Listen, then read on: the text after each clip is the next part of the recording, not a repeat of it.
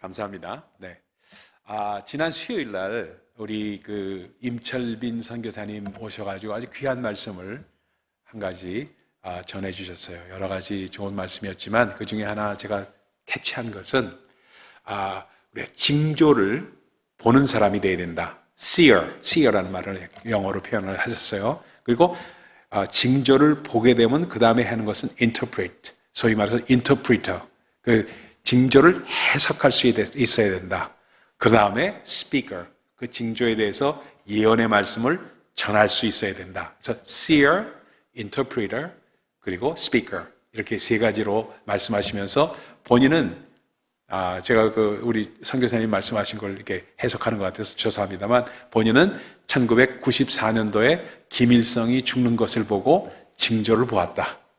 징조를 보고 그것을 해석해서 북방선교에 애를 쓰는 사람이 되었다 하는 그러한 내용의 말씀을 간단하게 증거를 하셨습니다. 그래서 이제 여러 가지 말씀을 하셨지만 그게 아주 핵심 골자르면서 그 다음에 어떻게 했는가에 대한 말씀을 하신 겁니다.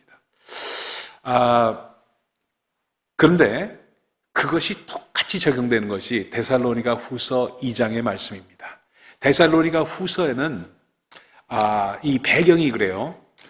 주님께서 금방 오실 것으로 모든 사람들이 알고 있었는데, 그렇지 않고 또 이렇게 되고 그러니까 사람들이 굉장히 혼돈된 상태에서 이 사도 바울이 편지를 쓰므로 말미암아 그들에게 어떻게 이 마지막 때의 삶을 살 것인가를 그렇게 교훈하신 그런 책입니다. 그렇죠? 그래서 마지막 때는 이런 일이 있을 거다 하는 말씀하시면서 징조를 볼 수 있는 사람이 되고, 징조를 해석할 수 있는 사람이 되고, 징조를 말할 수 있는 사람이 되어야 된다는 것을 우리 임철빈 선교사님 말씀하신 걸 그대로 적용시켜서 말씀하신 것이 데살로니가 후서다 하는 것을 말씀할 수 있어요. 근데 그 말씀 가운데 아주 이제 참 우리가 지금 마지막 때, 말세지말이라는 말도 많이 하고 마지막 때라는 말을 많이 합니다. 그럼 마지막 때의 징조가 뭐냐? 징조가 뭐냐? 하는 말로 이제 금방 질문합니다. 그럼 다미 선교회도 있었고, 그동안에 하여튼 안식교도 있었고, 이게 해서 언제 온다, 이렇게 헬 캠핑이라는 사람이 또 있어가지고 또 언제 온다 해가지고 굉장히 사람들을 혼란스럽게 만들었고, 옛날에 내가 본 천국 써가지고 이상하게 또 하신 분도 계시고, 참 많은 사람들이 우리를 혼돈스럽게 했던 것을 기억을 하고 있습니다. 그렇죠? 그러다 보니까 마지막 때의 진짜 징조는 뭐냐? 이거 사도 바울은 그거를 이렇게 말합니다. 3절의 말씀입니다. 우리 징조입니다, 이게. 우리 3절 말씀 다시 한번 같이 읽어볼까요? 같이 한번 읽어봅니다. 시작. 누가 어떻게 하여도 너희가 미혹되지 말라. 먼저 배교하는 일이 있고 저 불법의 사람 곧 멸망의 아들이 나타나기 전에는 그날이 이르지 아니하리니 하고 말씀합니다. 마지막 때의 징조라는 것은 요 두 가지다. 두 가지인데 먼저 배교하는 일이 있다. 배교한다. 그리고 두 번째는 멸망의 아들이 나타난다. 이게 두 가지 징조라는 겁니다. 징조. 마지막 때의 징조라는 거예요. 그러면은 이 배교하는 일이라는 것이 뭘까? 참 전 마음 가운데 깊이 묵상을 하지 않을 수가 없었던 말씀이에요. 그러니까 우리가 이게 우리 신앙의 밸런스를 유지하기 위해서 좌로나 우로나 치우치지 않고 정말 우리의 그래서 마지막 때를 어떻게 살아가느냐 하는 신앙도 확립하기 위해서는 분명히 알아야 될 것이 있기 때문에 여러분에게 이 말씀을 드립니다. 이 배교라는 말은 apostasy라고 영어로는 표현합니다. apostasy라고 표현하는데 이 배교라는 말은 기독교를 그리고 예수 그리스도의 복음을, 진리를 대적한다, 배반하고 대적한다, 이런 뜻입니다. 마지막 때 배반하고 대적하는 것이 과연 뭘까? 요즘에 나타나는 현상을 보면 이런 게 있습니다. 여러분들 많이 들어보셨던 얘기인지 몰라도 정리를 하면 이렇습니다. 현대를 포스트모던이라고 얘기합니다. 영어로는요, 포스트모던. 포스트모던의 아주 특징이 뭐냐? 세 가지로 집약해서 말씀할 수가 있어요. 포스트모던의 특징은 첫 번째는 ambiguity, 영어로 표현합니다. ambiguity라고 말합니다. 모호성입니다. 모호성. 그냥 확실하지 않고 긴가민가 모호하게 말을 해도 모호하게 하지 이렇게 확실하게 하는 사람들이 점점 사라져간다는 그런 의미입니다. 그러니까 진리를 호도하기 때문에 진리를 누가 알 수 있느냐? 당신이 교만하게 어떻게 진리를 알 수 있다고 얘기할 수 있느냐? 감히 진리는 상대적인 것이 아니냐? 이렇게 얘기하는 사람들이 많아가지고 이 시대를 이 상징하는 하나의 표어처럼 ambiguous라는 영어 표현은 이렇게 흐리멍덩하다 이렇게 좀 이런 표현 아니에요? 여기서 ambiguity라는 단어로 써가지고 확실하게, 그러니까 논문을 써도 확실하게 쓰지 않고 그럴 수 있다 하고 남의 것을 다 인용해서 쓰는 그런 말을 씁니다. 그거에서 박사학위를 받아요. 그러니까 확실한 것을 거부하는 그런 세대가 되고 있는 것이 하나의 특징입니다. 두 번째는 뭐가 특징이냐면은 syncretism이라고 영어로 표현합니다. syncretism이라는 건 혼합주의입니다. 혼합주의. 음식도 퓨전 음식이 많고요. 음악도 퓨전 음악이 많고요. 그렇죠? 그리고 크로스오버 뮤직이 많고요. 그렇죠? 그 다음에 종교도 하나로 통합하자 하는 주장들이 나옵니다. 그렇죠? 거기에 따라서. 그러니까 이 싱크레티즘이라는 것은 아주 이 포스트모던의 하나의 특징으로 나타나가지고 모든 것을 하나로 통합시키자 하는 주장이 나온다. 이런 것이 싱크레티즘입니다. 그래서 종교 혼합주의를 얘기해서 뭐냐면 불교도에도 구원이 있고 이슬람에도 구원이 있고 기독교에도 구원이 있고 캐톨릭에도 있고 뭐에도 있고 다 하나가 되자 해가지고 그렇게 교황이 얘기를 하고 뭐 이렇게 얘기하는 것 이런 것들이 싱크레티즘입니다. 그렇죠? 그러다 보니까 그 WCC 운동도 나오고 모두 나오고 하는 그래서 그런 것들이 이제 싱크레티즘의 하나의 주장에서 나오는 것들입니다. 세 번째는 뭐냐면 shallowness라고 shallow하다는 건 좀 이렇게 얕다, 천박하다 이런 뜻 아니에요? shallow에다가 ness를 붙여가지고 ness를 붙여가지고 shallowness 낮다. 그러니까 깊이 없는 영성을 의미하고 있습니다. 그러니까 이 세 가지가 특징이에요. 그러니까 ambiguity, 그 다음에 syncretism, shallowness 이것이 세 가지가 특징이 돼가지고 이것이 포스트모던의 지금 현대에서 배교를 앞장 세우고 있는 자유주의의 근본입니다. 그래서 저에게 물으신다면은 저는 배교하는 일을 자유주의 신학에서 봅니다. 지나치게 자유주의를 앞세우고 저기 하는 거, 어떤 학문적으로 자유주의를 공부하는 걸 갖다가 뭐라고 얘기할 수는 없지만 자유주의를 신앙에다 접목시켜가지고 막 절대적인 게 어디 있냐고 얘기하는 것은 그것은 아주 잘못된 배교행위입니다. 배교행위예요. 그러니까 이 세상의 징조는 바로 이러한 배교행위에서 온다는 겁니다. 그 다음에 죄의 사람이 나타나는데 멸망의 아들이 불법이 나오는데 이 사람은 부도덕한 자다. 요즘 보십시오. 요즘 나는 신이다 해가지고 MBC에서 무슨 PD 수첩인가 어디 나와가지고 JMS 정명석 뭐 해가지고 아주 시끄럽습니다. 그렇죠? 그래서 자기가 신이라고 얘기하는 사람이에요. 정명석이라는 사람이. 감옥 소에도 갔다 온 사람인데 그 사람 또 나와서 또 그렇게 어지럽히고 골치 아프게 하는지 모르겠어요. 이해가 안 돼요. 근데 그런 거에 넘어가는 사람도 제대로 참 이해가 잘 안 돼요. 솔직히 말씀드려요. 제가 보면요.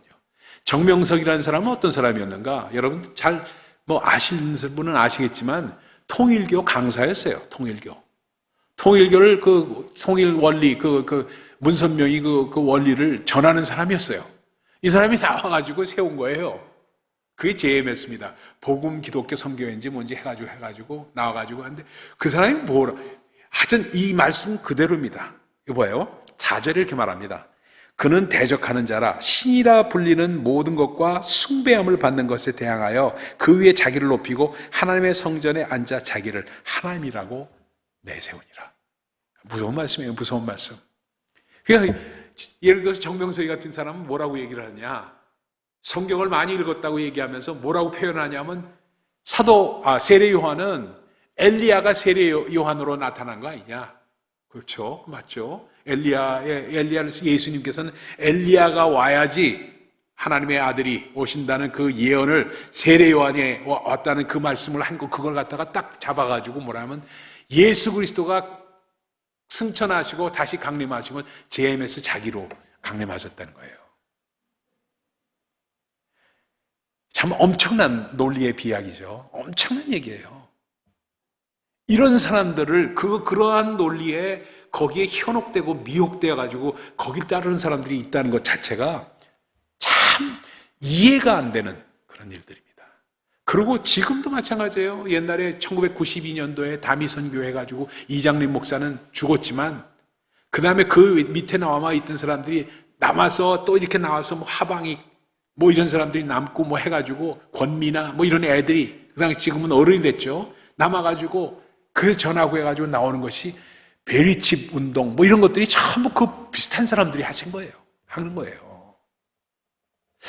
그래서 저는 참 우리가 이 마지막 때를 살아가면서 정말로 미혹시키는 그러한 것들에 대해서 넘어가지 말아야 된다는 거예요. 넘어가지 말아야 된다는 겁니다. 굳건하게 하나의 말씀을 지키는 자가 돼야 된다는 겁니다. 돼야 되는 때 그렇게 정보를 잘못 전하는 사람들, 결국 배교하고 미혹하는 사람들은 정보를 잘못 전하는 사람들입니다. 하나님의 말씀을 잘못 전하는 거예요. 정보의 힘이라는 게 말입니다. 정말 기가 막히게 달라요. 예를 들어볼까요? 이래요. 누가 봐도 못생긴 사람이 있어. 누가 봐도 못생긴 사람이 하나 있다고 쳐봅시다. 예를 드는 겁니다. 근데 그 사람에게 어떤 사람이 가서 너는 참 못생겼지만 놀라울 정도로 똑똑해 하고 얘기를 했다 이거예요. 예? 너는 못생긴 거는 확실해. 그런데 놀라울 정도로 똑똑해 하고 얘기를 했습니다. 근데 B라는 사람이 와가지고 그 사람이 너는 참 똑똑하지만 놀라울 정도로 못생겼어. A하고 B하고 말이요 같은 말인데 뉘앙스가 달라요. 무슨 얘기인지 이해가 되시겠어요? 이게 정보의 오도입니다. 그러니까 지금 현재 많은 정치계에서 막 무슨 이론 모르는 이론 이게 하는 거 있죠. conspiracy theory 해가지고 음모 이론 얘기하는 사람들이 전부 이 정보를 트위스트하는 거예요. 정보를 트위스트하는 겁니다. 그러니까 같은 정보인데 그 정보를 너는 참 못생겼지만 참 똑똑해라는 말로 전해져야 될 거를 갖다가 너는 참 똑똑하지만 놀라울 정도로 못생겼어로 전하는 겁니다. 여기서 뭐가 오느냐? 불법의 사람이 오고 그래서 왜곡이 시도되고 하나님의 의도가 어디 있는지를 분명하게 깨닫는 것이 중요하다는 겁니다.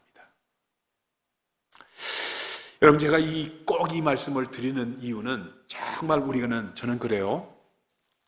예를 들어서 십자가를 얘기하고 정말로 예수 그리스도의 보혈을 의지하는 신앙을 전하는 사람이라면은 그 전하는 자가 십자가를 의지하고 예수 그리스도의 보혈을 의지하면서 그 삶 가운데 십자가의 삶이 나타나야 됩니다. 아멘입니까, 여러분? 근데 JMS 보세요. 예를 들어서 십자가를 전하는지 안 전하는지도 모르겠어요. 저는 안 전하는지 몰라요. 자기가 하나님이니까. 나는 신이다니까. 그래서 안 전하는지 모르는데 결국이 어떻게 됐냐? 여자들 탐하고 이런 것으로 나타났다. 그리고 재산을 증축하는 것으로 나타났다. 신천지도 마찬가지입니다. 그러니까 결국이 어떻게 나타나냐? 우리가 잘 아는 대로 정말 자기 자신을 희생하면서 주 안에서 정말 자기의 생명을 드리면서 십자가의 복음은 이런 것으로 우리 삶 가운데 나타났다 하면서 예를 들면서 정말 자기 자신을 희생하는 복음 전도자가 되는 것, 그것이 하나님이 원하시는 것이지. 사도들은 그래서 순교까지 하시잖아요. 근데 그것이 아니고 결론이 잘못 맺은 것은 전부 뭐냐? 배도하는 자고 전부 뭐냐? 불법을 전하는 행하는 자가 되는 겁니다. 그러니까 우리가 어떻게 분별할 것이냐? 말과 행함이 일치되는가를 봐야만 합니다. 아멘입니까?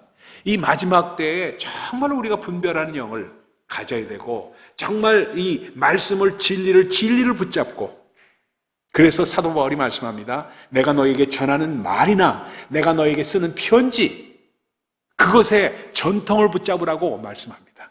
그게 바로 15절의 말씀이에요. 그러면서 뭐라고 말하냐면 내 이름을 사칭해서 편지를 전하는 자들이 있다. 그러니까 그걸 뭐라 하냐, 영어로 표현하면 pseudo Pauline letter라고 말합니다. 내 이름을 사칭해서 사도 바울의 편지인 양 전하는 자들이 있는데 그들이 잘못 전하는 것들이 너무 많다.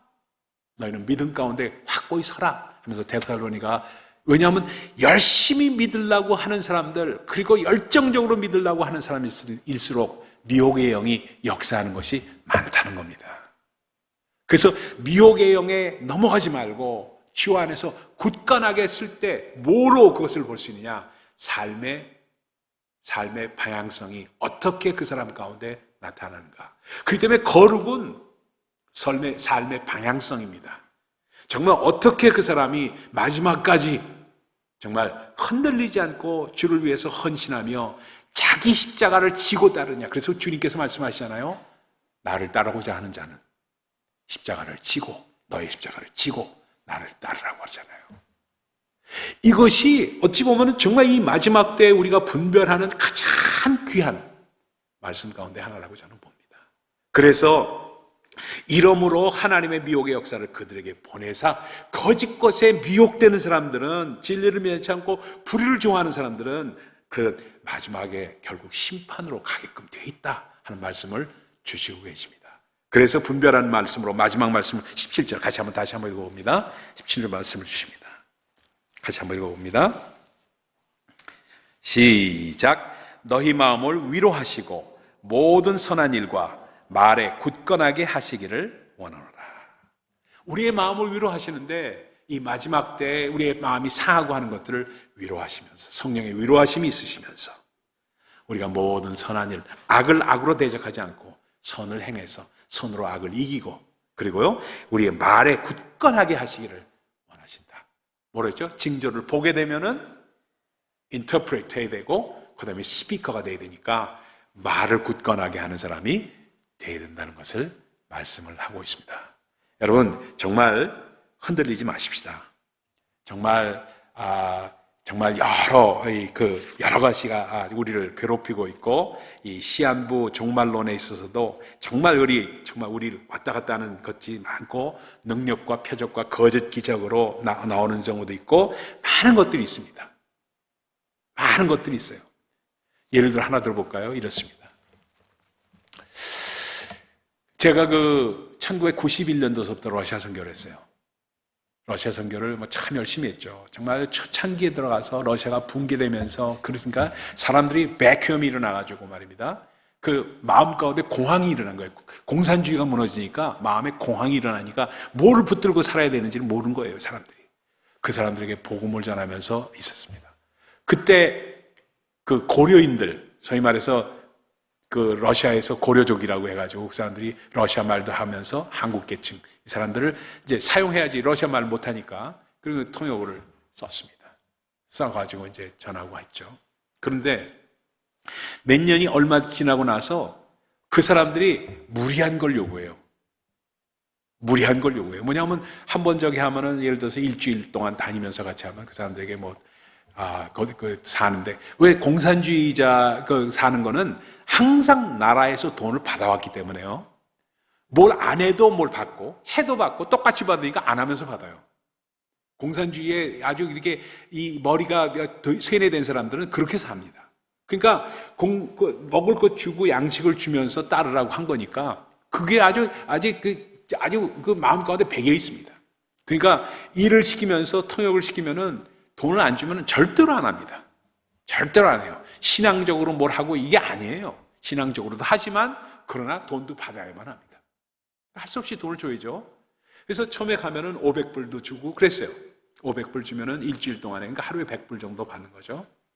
그렇게 정말 받고 복음을 전하고 집회도 하고 그랬습니다. 그런데 나중에 엉뚱하게 시간이 얼마 지나더니 이 사람들이 10,000불을 달라고 그래요. 10,000불을. 일주일 하는데 10,000불을. 그러니까 이 갑자기 왜 이러는가 했어요. 갑자기 왜 이러는가? 사람을 구하기가 어려워요. 이유가 뭐였냐면 다미 선교회 때문이었어요. 다미 선교회는 1992년도에 주님 오신다고 해가지고 집 팔고 뭐 팔고 와서 복음을 모스크바에다 전한다고 온 사람들이 그렇게 많았어요. 그 당시에. 그때 많아가지고 집 팔은 돈으로 못 해가지고 그 사람들에게 돈을 너무 많이 주니까 뿌리니까 다미선교회 그 사람들 통역하고 뭐 하는 대로 다 쏠려가지고 그 사람들 통역해주고 집 한 채 받고 이런 사람들이 막 생겨나기 시작한 거예요. 야, 이건 아니다 하는 생각을 그때 하게 되었어요. 그러니까 참 불법을 행하면 그 비옥된 가운데 너무너무 그러면서 기도하면 뭐가 막 일어나는 것 같고 막 이렇게 되니까 거기에 쏠려가지고 완전히 이건 정신이 없어지는 거예요. 정신이. 거짓 기적이 막 일어나고 많이 기사가 일어나고 이런 일들이 일어났던 것을 저는 눈으로 봤습니다. 그렇기 때문에 우리가 정말로 진리를 붙잡고 우리 안에서 정말 주 안에서 올바른 진리를 붙잡고 굳건하게 세움을 받는 것이 너무나도 중요하다. 그러기 위해서 우리는 징조를 보고 징조를 해석하고 징조에 대해서 과감하게 주의 복음을 전하는 사람이 되어야 된다. 그거를 정말 우리 데살로니가 후서 2장에서 우리에게 주시는 하나님의 말씀입니다.